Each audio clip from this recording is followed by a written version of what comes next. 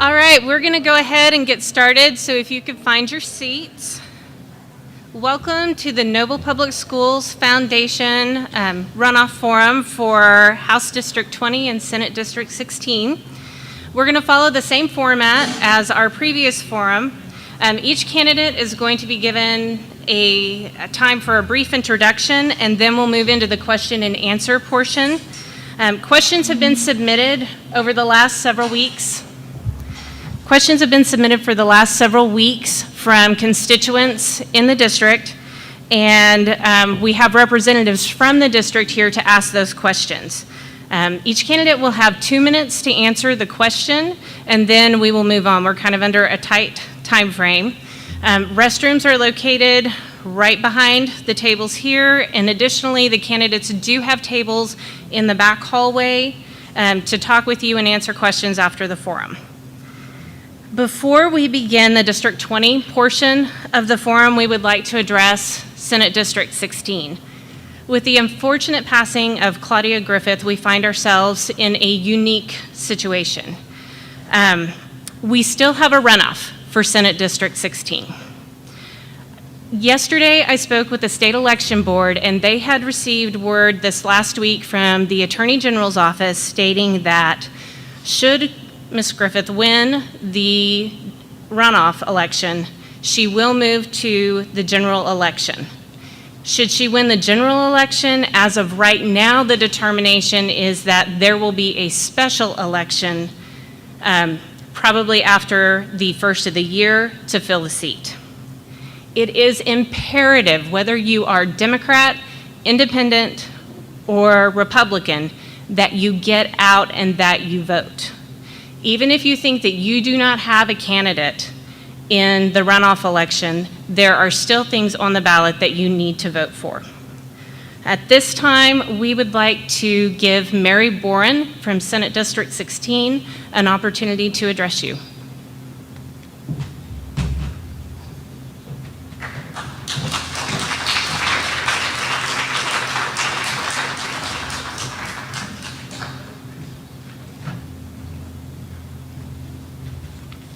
Thank you, everyone, for being here and sharing your Saturday morning with us. Thank you, Noble Education Foundation, for sponsoring this.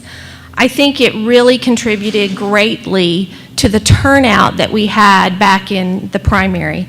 And thank you so much, Noble, for giving the voters in Senate District 16 the opportunity to prepare and to be well-informed and engaged voters. That's what Oklahoma needs. I believe that Oklahoma will have well-funded classrooms, quality, affordable health care, good jobs, clean air, clean water, the things that people need in Oklahoma to flourish when power shifts. And this power needs to shift from a few billionaires to the voters of Oklahoma. I believe that very, very firmly. And I kind of got in trouble for saying that because somebody thought I was picking on billionaires. And so I'd like to clarify that there's nothing wrong with being a billionaire. What's wrong is when you think your money deserves more hearing, that your voice is louder based on how much money you have to offer to the situation. And that's the problem in Oklahoma, is that there are just a handful of people who have drowned out the voices of Oklahomans. At the walkout, I was part of the women attorneys, and also there as a teacher, a certified teacher, who walked up at the Capitol, and I was part of 50,000 people. And when you have 50,000 people who are ignored because of the voices of 3 people, because of the wealth that they have in Oklahoma, that's a problem. And they have a disproportionate power in Oklahoma that we have got to shift and equalize. I have lived in Oklahoma most of my life. I came to Oklahoma when I was 8. I went through public schools in Tipton, and then I went to a public university at Cameron University in Lawton, Oklahoma. Are you from Cameron?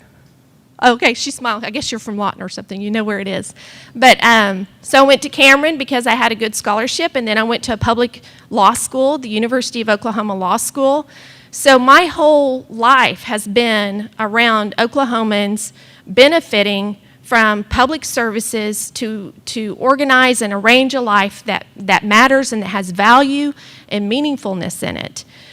And I believe that Oklahomans are decent people. We should not be the most incarcerated people on the planet, and that is not an exaggeration when we say that.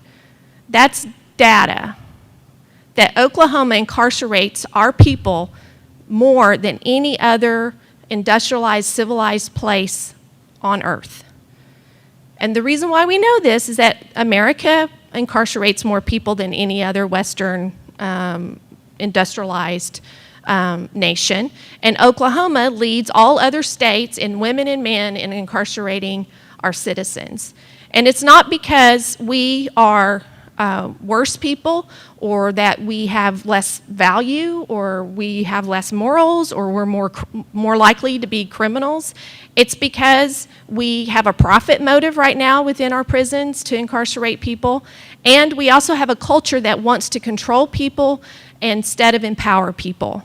And we saw that at the Capitol. We didn't want our teachers to be empowered, and we wanted them to get in line, and we wanted them to do what they were told and go back to class. And unfortunately, there's a representative from this region who those words came out of his mouth, that you guys need to go back to class. So what I'm running for, and what so many teachers are running for, is for us to empower Oklahomans and stop trying to control them and incarcerate them and manage them. And I think voting is the key to that process. And so I'm very, very grateful for town forums like this. And I think it's one of the very few in the state that has been organized in such a professional and inclusive way. And I appreciate the time to be able to talk about this runoff election that I have on August 28th. I need everyone to get out and vote August 28th. Everybody's ballot, Republican and Democrat and Independent, everybody has a chance to vote for some pretty significant races. The Senate District 16 Democratic seat is important, but also there's a Corporation Commission seat that's up, and there's also the Congressional District 4 seat that's on the ballot. All of those are very, very important. On the Republican side, there's going to be Republicans on the stage. They can talk about, who all's on their ballot. We've seen the commercials, and those gubernatorial commercials are very deflating. And right now, the status of politics in America can be very, very discouraging, very, very hopeless. But when you vote, you are taking over the values that you want Oklahoma to say and put out there. And that's why I think voting is so important, is because it sets and tells the rest of the United States what Oklahoma really does care about, and the kind of people that we are, and the kind of character that we expect our leaders to have. We've talked a lot about state funding. I want to talk about 3 things on my platform. The first is to restore trust. We have seen that our trust in government has been very deflated, mainly because of how our legislators have been treating Oklahoma voters.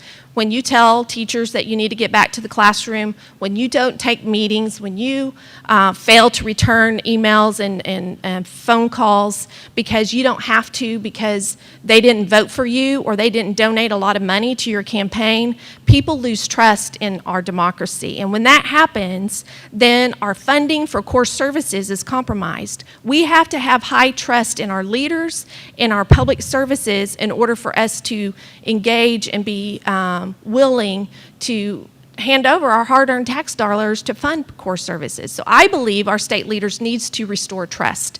And the way I will do that is I will return phone calls and emails in a timely and respectful manner, regardless of whether or not you are a Republican, an Independent, or a Democrat, or whether or not you donated to my campaign or not. I think it's enough that you are an Oklahoman to be heard.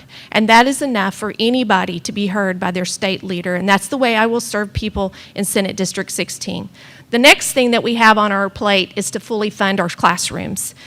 As you know from the walkout, What was left on the table was unfunded classrooms. We did a little bit towards making our salaries competitive, but in the news you've read that that's not been entirely complete. Teachers are still leaving our state. We still have high numbers of emergency certified teachers that are in our classrooms right now. So we have to go back to the Capitol and fully fund our classroom, which means that we have certified teachers, that our rooms are fully equipped, that they're safe and secure for learning, and that includes our college classrooms as well. We are also losing professors at the University of Oklahoma due to lack of competitive wages and lack of competitive terms of service to serve at the University of Oklahoma.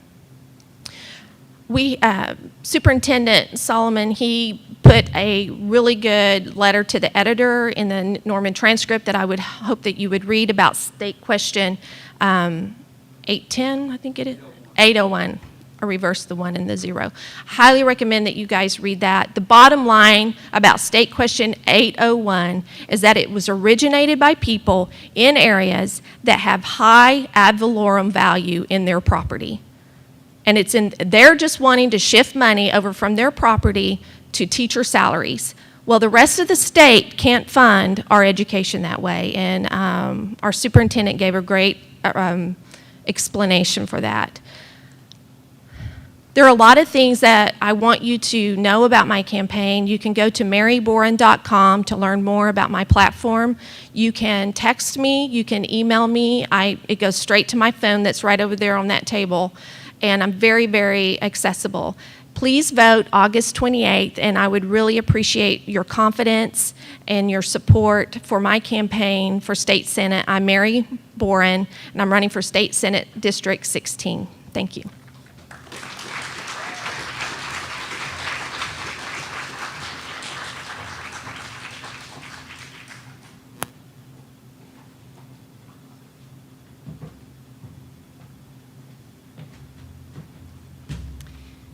At this time, we are going to move on to our House District 20. We have two candidates in the August 28th runoff for House District 20, and that is Bobby Cleveland and Sherry Conley. At this time, I would like you to welcome both candidates to the stage.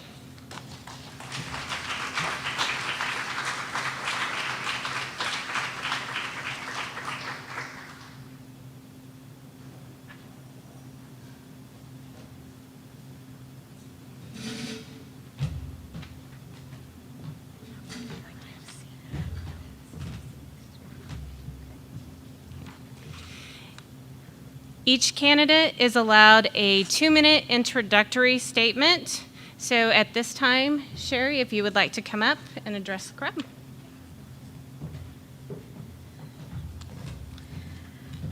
Good morning. So a lot of you know me here, but I'm just going to tell you a little bit about myself. I'm going to tell you a little bit more than what maybe I told you the first time I was here. Thank you, Noble Foundation, for having us again. It's really good to come, be able to tell you what's on my mind. Really, more than anything, I want to know what's on your mind. So hopefully, in the questions that you ask, I'll be able to tell exactly what kind of concerns you have for our district and for our state. First of all, so I moved to Oklahoma in 1970 when my dad was transferred here with the Department of Defense. Can I put this down a little bit? Do I need to?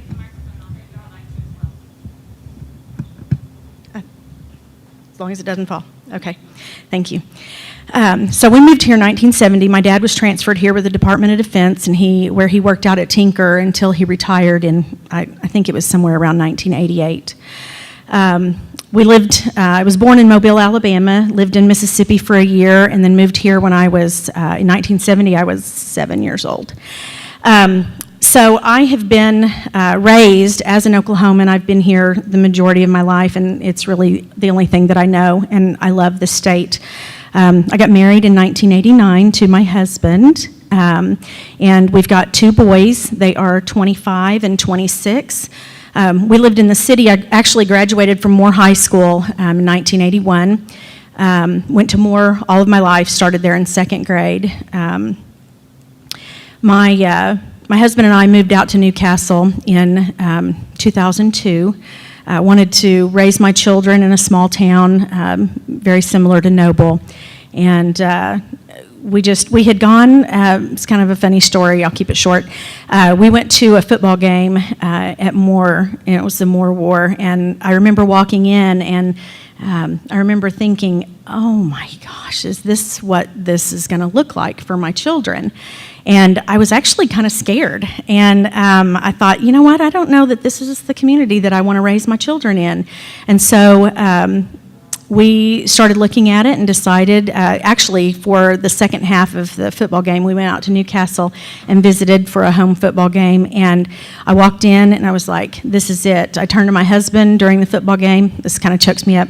I turned to him and said, this is where I want to raise our kids. And so we, not too long after that, we packed up and moved out to Newcastle and have lived there for 16 years.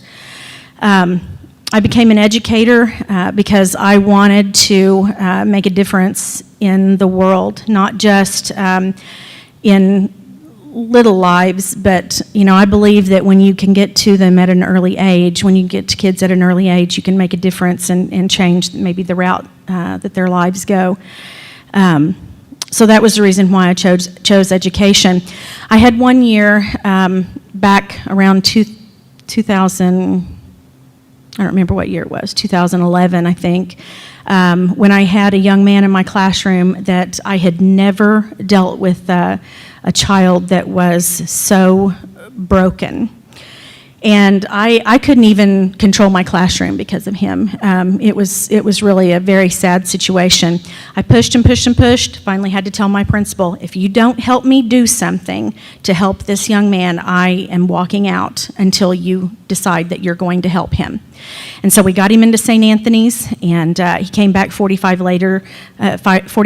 days later, a completely different child. I ended up, that's when I decided that I was going to get my master's degree in education. And so after the walkout, as Mary talked about, that's when I decided that I was actually going to run for office. That's okay.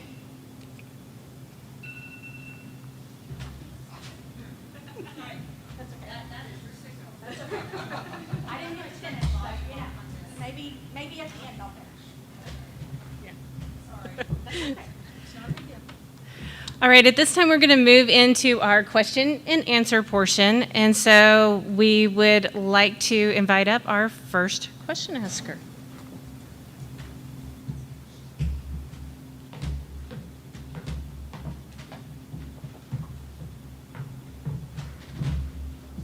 Well, it may have been referred to previously, and if you've had a chance to read the transcript, I did send a letter to the editor. I'm Frank Solomon, Superintendent for Noble Schools. State Question 801 is very, very concerning to me for Noble, as well as many other districts. So my question obviously has to do with 801. A, what is your opinion of this state question? And B, on a personal stance, where would you be? So, in a lot of the talks, you hear people that don't understand ad valorem taxes and they don't understand bond issues and things. You hear them say, well, why can't we just use the ad valorem taxes? Why are we building all these buildings? Why are we not paying our teachers better? Well, the answer to that is that ad valorem money, number one, is not equitable across school districts and across townships. It sounds like a good idea on the surface, but when you really understand what it entails, you take away the money out of the ad valorem taxes that take care of your buildings. That's for maintenance. That's for repairs. It is for upgrades. It's for adding on, just like Noble is doing out here. That's what that money is for improvements. You take that and you commit that to teacher pay raises, and you're going to see your buildings fall down around you.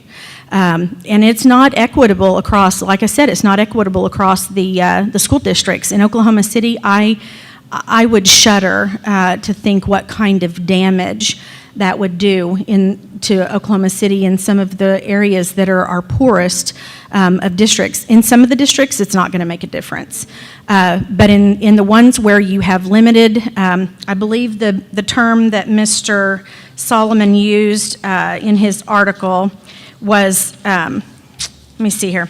I made some notes on his post because I really liked what he had to say.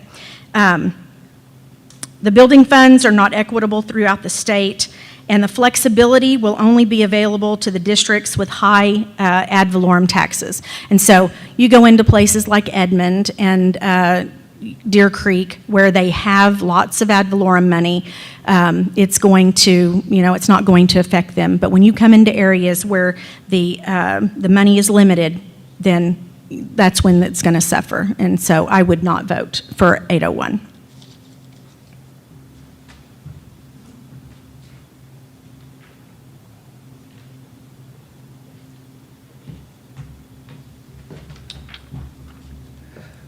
Good morning. My name is Travis Grayson. I am a lifelong District 20 resident, and I will be reading a question this morning. It's a two-part question about gun laws. The first part of the question is, do you consider yourself an advocate for the Second Amendment? And the second part is, considering all of the shootings and gun violence that seems to be in the news today, including workplace and schools, do you feel that we need more or new gun control laws, or do you feel better enforcement of current gun laws is the answer?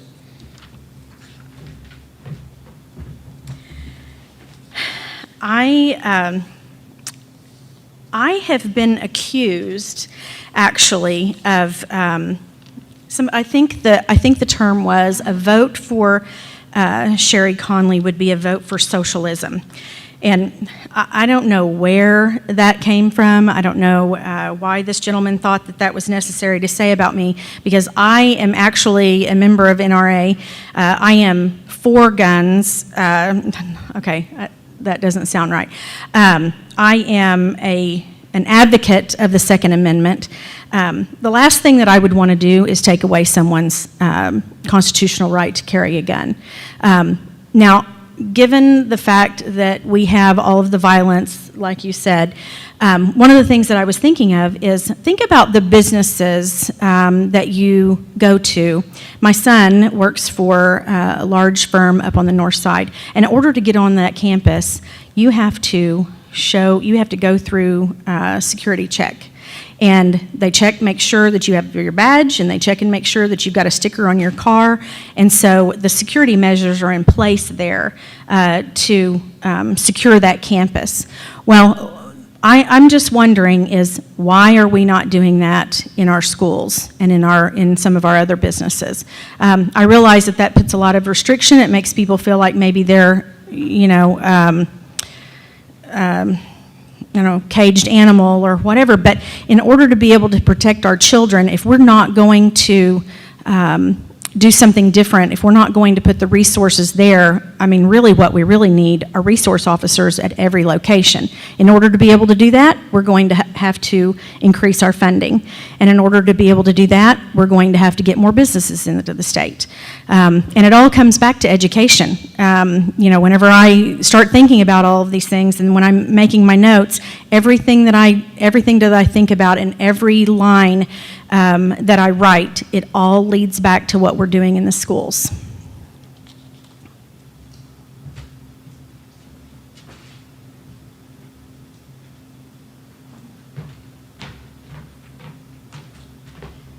Hi, my name is Karen Smith, and this is a question about educational funding and taxation. According to the Oklahoma State Department of Commerce, our public schools employ more Oklahomans than any other industry in the state. Currently, extensive tax credits given to corporations are causing much of our state's tax burden to fall heavily on the shoulders of those families. Would you support removing corporate tax credits to help fund education and core services? If so, which ones would you start with and why? If not, please explain.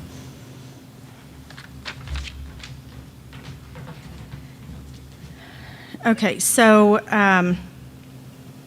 thinking about corporations, we have got to incentivize corporations to come into to our state, because that is really going to be the only way that we can find the funding to invest in our businesses. Whenever I think about corporations, my thought is that, okay, so they're the ones that actually benefit from the education system.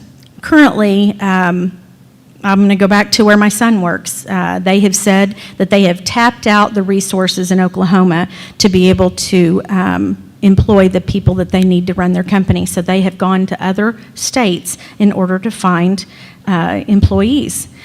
So my thought is that why don't we invest in conversations with these corporations to get them to invest in our state through their tax dollars?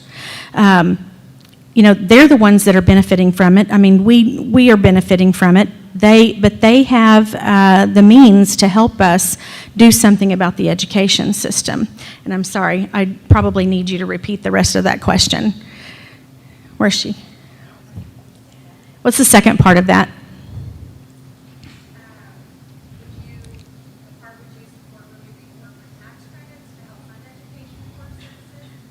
Okay. Okay, thank you. Okay, so the corporate tax credits are something that I have not done a whole lot of research into. Obviously, there is so much to learn when it comes to doing this job, and so I'm going to have to do my due diligence and do the research so that I can understand who's getting the tax credits, why are they getting the tax credits? Is that something that they're getting it, forever, or is it something that's going to expire? And so I'm going to have to do more work on that before I can truly answer that question.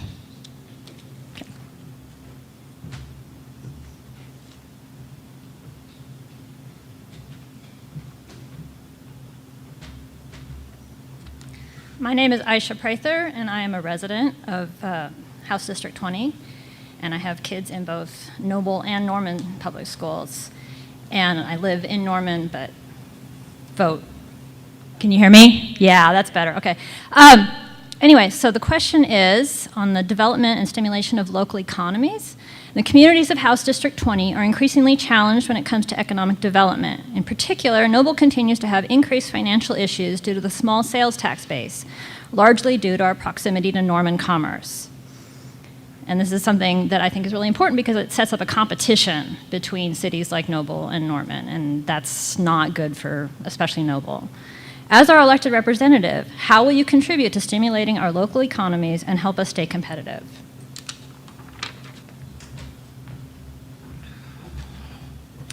So one of the things that I want to do is get with the local city councils. I want to get with the mayor and the other people in the community and talk with them about what their goals are. I can't really say what I would do because I don't know what the town's goals are. So in each city, Noble, Lexington, Pauls Valley, Purcell, I would love to sit down with the city leaders and just have a conversation with them about where they want their city to go, what kind of investments they're looking for, and just see if there are grants that can be applied for. And you really just have to know what the long-term goal is before you can say what you would or would not do. But definitely working directly with the city leaders is the one thing that I would do. Sit down and I would listen. I feel like that's one of the things that has really been expressed to me is that currently you all, most of you are feeling like you don't have a voice in this district. And so, like I said earlier, I want you all to tell me what you want and then go from there. What can I help you do? It's not what, it's not necessarily what, it is what I want to do for you, but I want to hear from you. I want to help you do and help you reach your goals.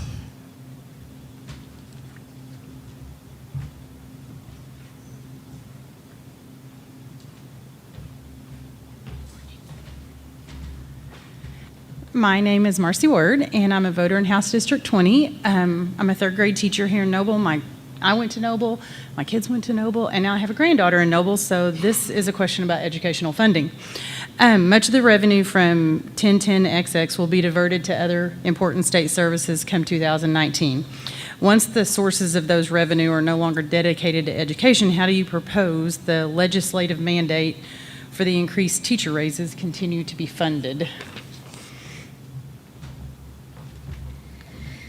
That's a really good question because they are saying, what I hear from those that did not vote for it, for 1010XX, is that the money was there all along. And so my goal is to get to the House and start looking at the funding that is there. Bottom line is we've got to invest in the businesses. We've got to make sure that we are doing what we need to, invest in education so that businesses are willing to come here so that we have more revenue stream. That's going to be the only way that we're going to be able to grow our economy is by getting businesses here interested and willing to invest in our communities. And once that happens, then we can look at those revenue streams. They're saying that $1.2 billion is there, and I believe that they were saying that it was there before they voted, but if what I read was correct, it was from July, early July. So obviously, the tax revenues, we're going to have to do some audits, and I know that's a nasty word, and businesses don't like to hear that, but we're still going to have to go in and audit, and we're going to have to make sure that there's no waste, and we're going to have to just continue to dig. I don't know what the answer is. I'm hoping that, with great minds, we can get together and we can all talk about it. I'm sure you all have ideas. And so I want you to know that you can always email me, you can message me in any way, and, let's put our minds together because this country was not built with one person. It was built with a community, and it was built with a group of people, and they all put their heads together and they came up with solutions. And so, I'm going to do a lot of relying on you guys to help me just hear from what your ideas are. They obviously have been struggling with it over the last 10 years because they wouldn't have been cutting our budgets like they have since 2008. So we're just going to have to go and figure out where the money is.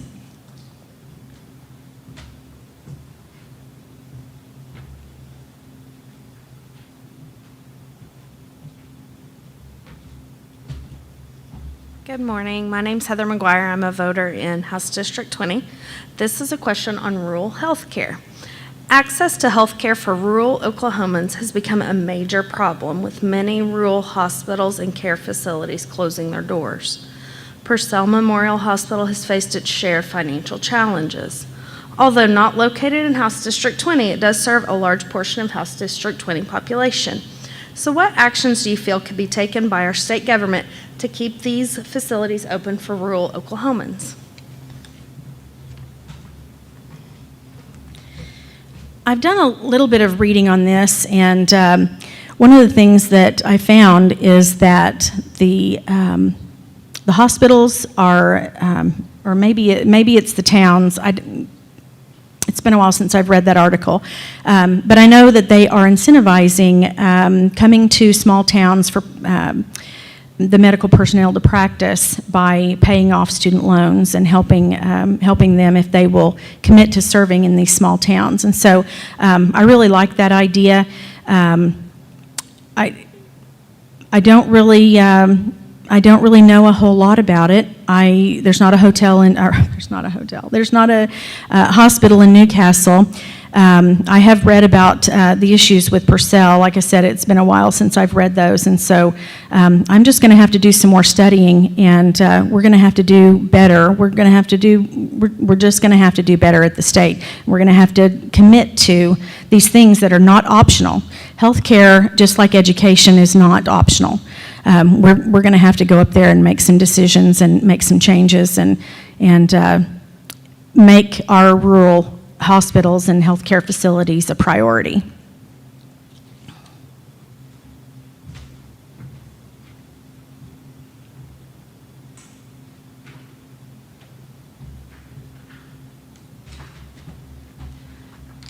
My name is Carol Heron. I'm a voter in House District 20, and my family has lived in this area for over 20 years. This is a question on funding core services. The state of Oklahoma is continually ranked at the bottom of the barrel in health, education, transportation measures. It takes revenue to fund these general needs of the public.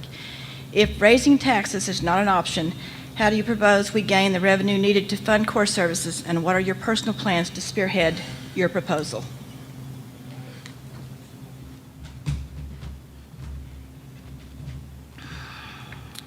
Well, I don't like raising taxes any more than the next person. That is not what I'm all about. I've been accused of a tax and spend liberal.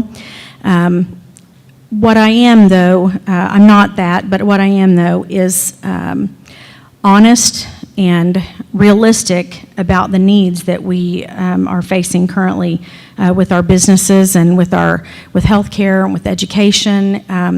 We are bleeding, and we're going to have to figure out a way to fund these services. And I mean, I don't, like I said, I don't like raising taxes, but sometimes it might just be necessary. The whole deal with, just like 1010XX, they were saying the money was there. Well, if the money was there, they shouldn't have voted for the tax increase.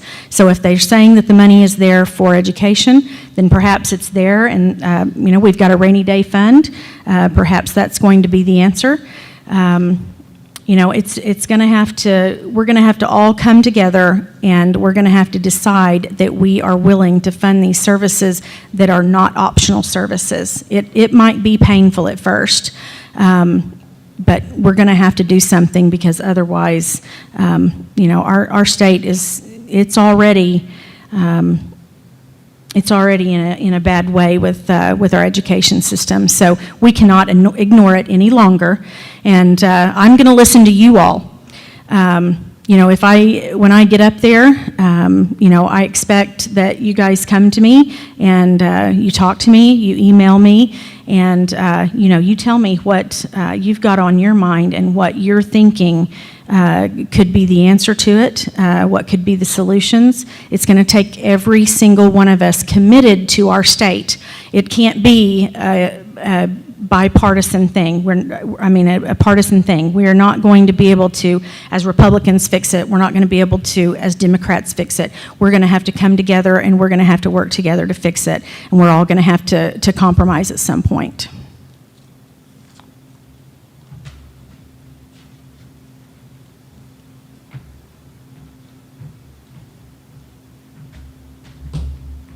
Good morning, everybody. First and foremost, I want to thank the Noble Public School Education Foundation for hosting this candidate forum. I would also like to extend a gracious thank you to Mary Boren and Sherry Conley for allowing us to educate and understand what exactly their viewpoints and concerns are as far as their standpoint on a lot of these major political concerns that need to be addressed. So to introduce myself, my name is Delene Gilbert. I'm a representative and president of the Oklahoma Women Can Association. My question for you, Sherry, is a two-part question on medical cannabis. According to the Oklahoma State Department of Health, prescription painkillers are the most common class of drugs involved in overdose deaths in Oklahoma. Over 80% of drug-related overdose deaths in our communities are from opioids. In July, the Oklahoma State Department of Health proposed very strict regulations on medical cannabis, making it nearly impossible for patients to seek a natural medical treatment as opposed to contributing to the opioid crisis in Oklahoma. My first question to you, Sherry, is a yes or no question. Do you believe the Oklahoma State Department of Health overstepped with their regulations? My second question, and I'd be more than happy to repeat it if necessary, how will you be a voice for the majority of people in District 20 that voted yes on State Question 788 as written? Okay, so I did vote for 788. My mom is suffering from cancer. My brother has a long history of drug abuse, and I would love to be able to see the two of them benefit from medical cannabis. as far as being an advocate, one of the things that I want to be able to do is I want to be able to stand up and remind our current leaders that if they are not going to take care of this, then the people will. And what they will do is they will get out to the polls when recreational marijuana gets on the ballot, and they will vote yes. Whether they are for or against recreational, if our medicinal marijuana is not made available to the people that need it the most, everyone will vote and pass recreational marijuana. And so my voice is going to be, let's get medicinal marijuana, medicinal cannabis, let's get that right so that we don't have to face the challenges of dealing with recreational marijuana and what it will do to our district, to our state, and just to the people our law enforcement officers. I've spoken with several of them, and they have major concerns over cannabis passing as a recreational drug, and so we're going to have to get it right. And so if you all don't want to see recreational marijuana become a law, you need to get on your email or write a letter, and you need to send it to everyone that you can think of that has any power at the Capitol, and tell them that you want medicinal cannabis taken care of before it's too late.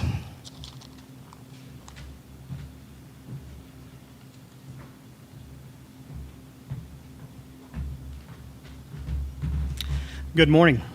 My name is Rick Roberts, and our family are registered voters in District 20. And this is a question on justice reform. And it piggybacks on a statement that Mary had made. According to the Bureau of Justice Statistics, Oklahoma is the #1 in the world for incarceration of women. And it's #3 in the United States for incarceration of men. So the question is, how do you feel about alternative to detention and incarceration, such as electronic monitoring or special mental health programs?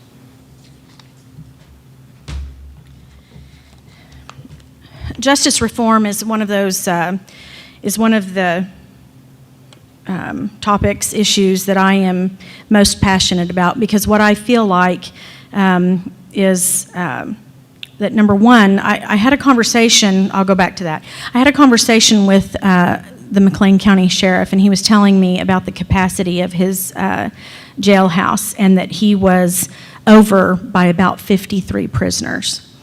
In this conversation that we had, he said that he would say that probably 70% of the incarcerated individuals that were just in his jailhouse had something other wrong with them or issues that they needed to deal with other than criminal history. That goes back to our elementary schools and to our junior highs and our high schools. We have got to be proactive in making sure that children that come into the classroom that are high risk are identified. That means trauma training and education for our teachers. One of the things that I want to really work on when I get to the Capitol is making sure that the funding is there, that we can get every single teacher in every building trained in how to identify and how to deal with trauma, because the studies show that children that live in trauma, most of them have PTSD or CPTSD, because they endure that more than our wounded soldiers that come back from war, because those children live that every single day, every day of their lives. And so we have got to focus on mental health and reform. Again, going back to education, we're going to have to make sure that our children are educated, because those children, I wrote down a statistic whenever I was looking at this, and let me find it. 8%, so dropouts are 8 times more likely to become incarcerated than their graduated counterparts. Okay, so when you take that, you go back and you look at those kids. If they didn't graduate from high school, it's probably because something that went on at home, and because they did not get a good education. And so we're going to have to go back. It's all going to come back to education. every bit of this that we're talking about today all comes back to education.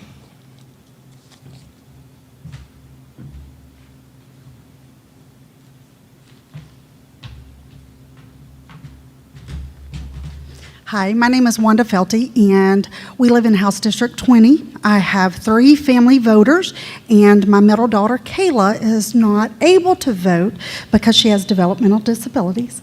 2 of my daughters graduated from Noble, class of 2010, class of 2012. Go Bears. So this question is about disability services. With almost 8,000 Oklahomans on the waiting list for developmental disability services, many of those waiting are being cared for by aging parents or caregivers. What will you do to end the waiting list and provide support to these vulnerable Oklahomans? Thank you, Wanda. I know that is very near and dear to your heart. And I just want to tell you guys, if you don't know this woman, she is a champion for disabled children and disabled Oklahomans. I was amazed. I attended a wait list meeting that she was running, and I was so impressed with her that when I get into this seat, she is going to be one of the first people that I sit down with, so that she and I'm absolutely positive that she has ideas on how to help these 8,000 Oklahomans on this wait list. And so that will be my goal, is to sit down with you and listen to you and work together with you and the people on your committee to help you guys find the funding for these Oklahomans. We're going to have to, we're going to have to go to the House, and we're going to have to make our voices heard, and we're going to have to, some people, they don't understand unless they see it. So maybe what we need to do is drag some of those naysayers and the people who are ignoring us, maybe we need to get them down so that they can see what it is that they're ignoring and that they're passing up, because we are failing those that depend on us, and so we're going to have to work on the funding for that, and so I want you to help me with that. Can you help me? Okay, thank you.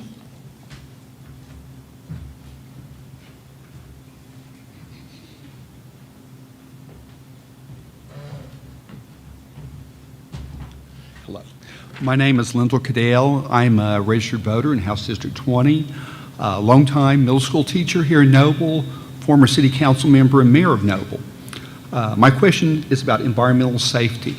With oil rigs and facilities going up besides family homes in House District 20 and across Oklahoma, what legislation or regulations do you feel would help the cities and county communities feel safer?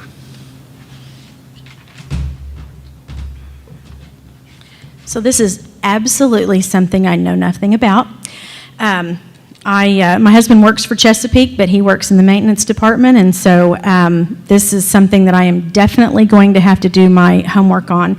I do know that at some point I worked for Chesapeake for 1.5 years. It was in between the time that that young man that I was telling you about, that I left education over to go back. I went to work at Chesapeake for 1 year.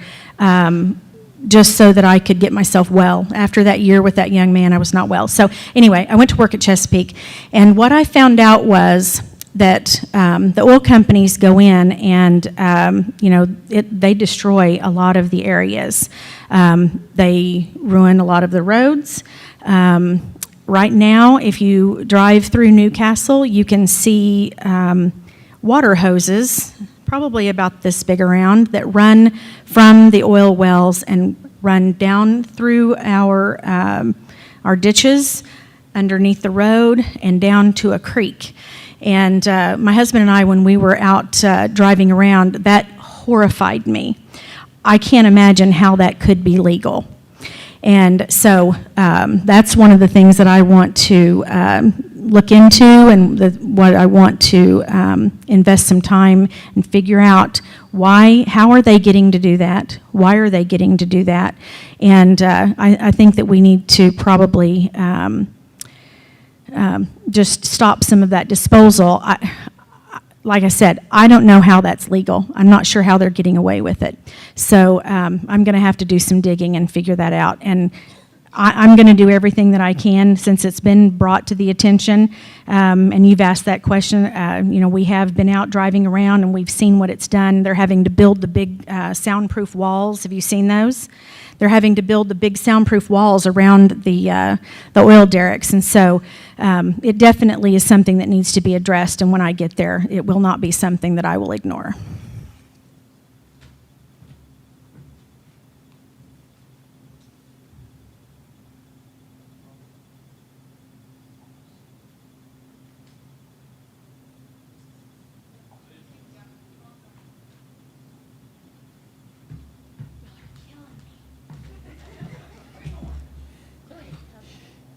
I'll make it easy. Every topic that we've talked about today can all be traced back to education. Every single one. One of the concerns that I have as a school superintendent is the 60% rule that's been thrown out. You have to spend 60% of every educational dollar in the classroom. But I don't think people understand what that doesn't include. One of the things that our board is committed to doing this year is to hire an at-risk counselor for the middle school and high school. But guess what? That's not an educational expenditure. So we're taking it on the chin by trying to do some of those topics, whether it's for prison or mental health. I had Wanda's kids. I know personally what it's like. We have them every single day. And then for those at 23rd and Lincoln to sit there and tell us, well, that's not an educational expenditure, where do you stand on that rule?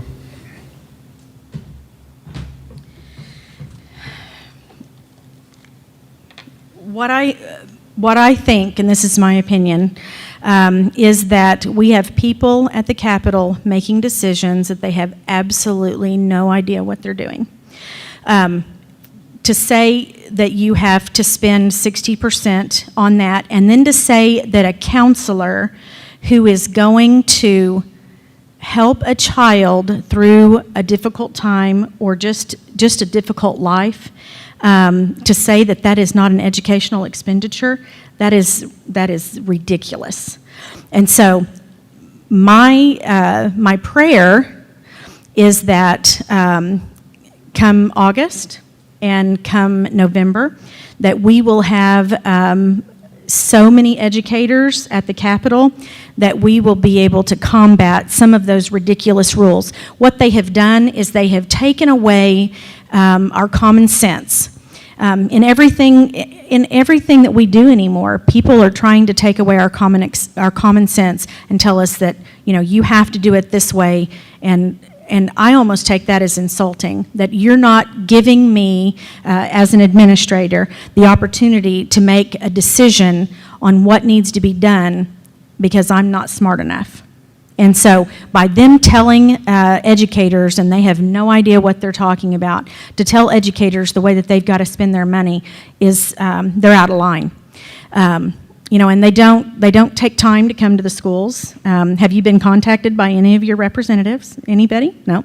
And so that's going to be my biggest thing that I commit to you, is that my door will always be open. My email will always be available to you. Now, if you send me something nasty, I'm not going to respond. I'm just going to tell you that up front, okay? All transparency. But that doesn't say that if you say something to me about a concern that you have, that I'm not going to look into that concern, okay?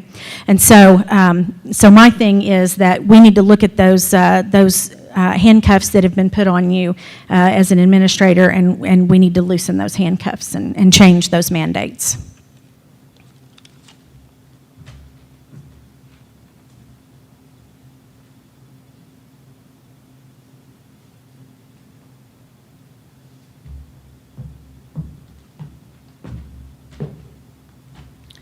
Hello, my name's Leroy Lukenbill. I'm a Noble School Board member and also a voter in House District 20. Thank you for being here, first and foremost. This is a two-part question on representation philosophy. State politicians often claim that they are doing what Oklahomans want. Frequently, they use statements like everyone, all, and no one, suggesting all their constituents agree with their point of view. Part 1, what formal procedure do you or will you put into place to determine what the majority of your constituents feel about a particular topic? And Part 2, if your own personal beliefs conflict with the opinions of your constituents as a whole, how do you reconcile that conflict, and ultimately, how will you vote?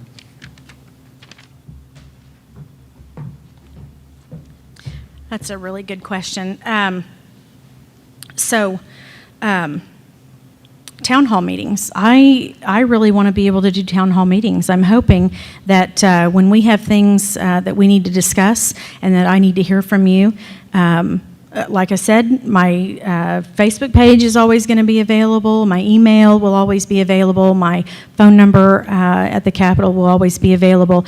But I want to have the opportunity to hold town hall meetings so that we can discuss things, especially whenever, like what you said, you know, if it conflicts with something that I may feel, I'm going to want to hear from you guys more than ever. I'm going to have, my job is to represent, not to assume that the way I feel is the way you feel, and so I am not going to assume anything. I'm going to want to hear from you guys so that you can tell me how you want me to vote. You know, because it's going to affect all of us, and the majority, I mean, we're a republic, so the majority rules. So make sure that you take the opportunity to get in touch with me in any way that you can, through Facebook, email, phone call. I mean, you can even make an appointment with me, and we'll sit down at my house if you want to on the back porch. It's a pretty good place to sit, isn't it?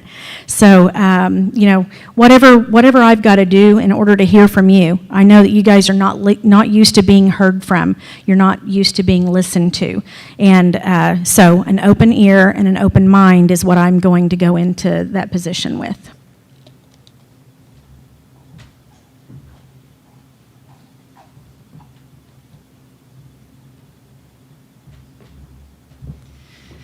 We'd like to thank all of our constituents that had questions for Ms. Conley. At this time, we would like to give you a few minutes to address the crowd and everyone watching. So the stage is yours.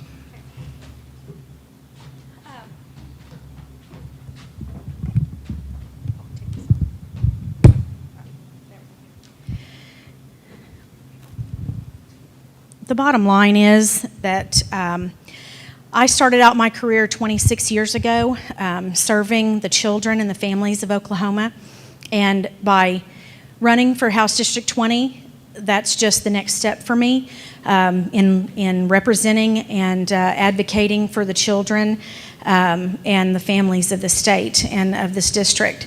I'm asking for you to trust me in that I have children. You know, I've got a 20-year-old and a 26-year-old. I want them to stay in Oklahoma. If I don't do what I can to go up to the Capitol and try to make a difference in the direction that our state is going, my children will pack up and leave. And I don't want that. I want them to stay here. I want them to raise their family in the state that I raised mine in. I mean, if I had it my way, I'd sell them, you know, part of my property and they'd move on. No, they won't do that. My oldest, he lives on the north side, and that's still probably too close for him, but I'm kind of a helicopter mom. And so I actually am probably going to take that helicopter mentality to the Capitol for you guys, because I want what's best for you guys. I want what's best for your families, because if it's good for your family, it's going to be good for mine. And so I want to go and I want to represent you. I want you guys to hear that from my heart. Somebody referred to me as a weak-kneed Republican. I can tell you that when I get on my soapbox, you don't want to mess with me.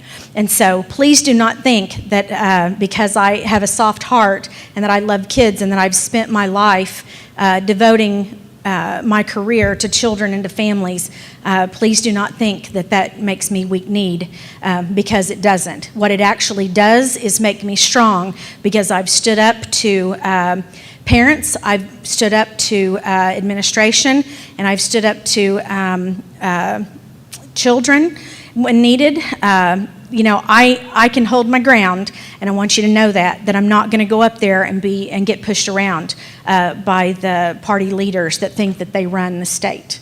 Okay, I'll go up there and I will represent you well, and I will make you proud.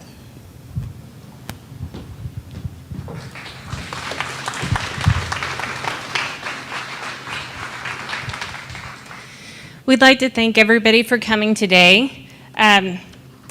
August 28th is an important date. Regardless of your party affiliation, it is important that you get out to the polls and that you vote. It is important that you tell your friends, that you tell your family, that you tell your community members that they need to get out and vote. We have representatives here, candidates here to speak with you in the back hallway. They have made their way into the room. Please take the opportunity to talk to them, ask them questions, get to know them. For House District 20, we have Sherry Conley and Steve Jarman is here. For Senate District 16, Mary Boren and Becky Maldonado are here. And it's my understanding that we have a representative with Jacob Rosecrans here, and I have not seen anybody from Bryan Vineyard's group, but they are House District 46, which also serve the Noble community. So take your time. Every candidate in this room has taken the time to speak with us when we have asked them questions. They have responded when we have reached out to them.